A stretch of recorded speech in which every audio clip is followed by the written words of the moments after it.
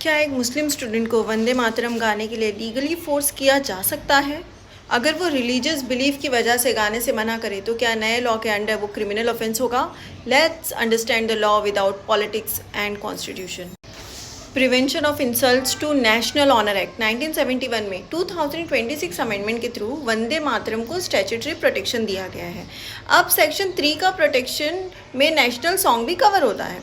अगर कोई इंटेंशनली वंदे मातरम की सिंगिंग प्रिवेंट करता है या सिंगिंग कर रही असेंबली में डिस्टर्बेंस कॉज करता है तो पनिशमेंट 3 ईयर्स तक इम्प्रिजनमेंट, फाइन या दोनों हो सकता है।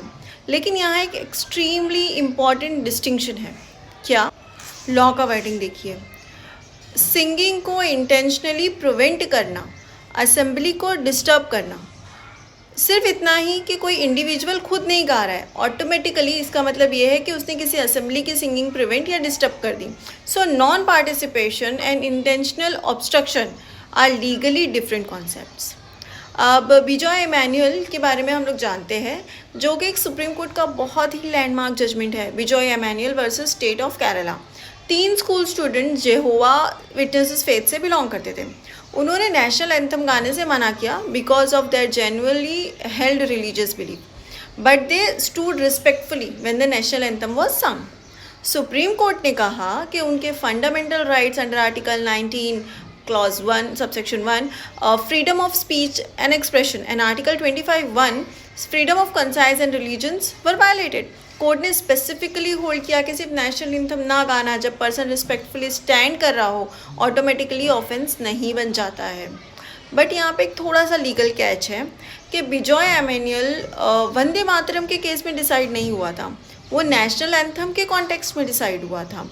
और 2026 अमेंडमेंट के बाद वंदे मातरम को सेक्शन 3 के स्टैट्यूटरी प्रोटेक्शन में एक्सप्रेसली ब्रिंग किया गया है।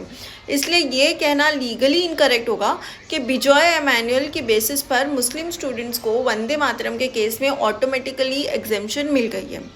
ऐसे सुप्रीम कोर्ट ने अभी डिसाइड नहीं किया है, ऐसा कोई भी कोर्ट में अभी तक ऐसा कोई केस नहीं आया है।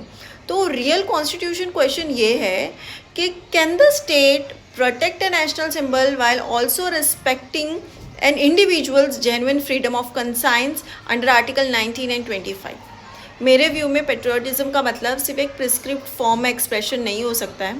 Respect for the nation and freedom of conscience constitution दोनों को बैलेंस करता है। And remember, refusing to sing is one thing, preventing other from singing is another. Know your right, know your constitution. और ऐसे ही legal knowledge के लिए मुझे follow करें। Thank you.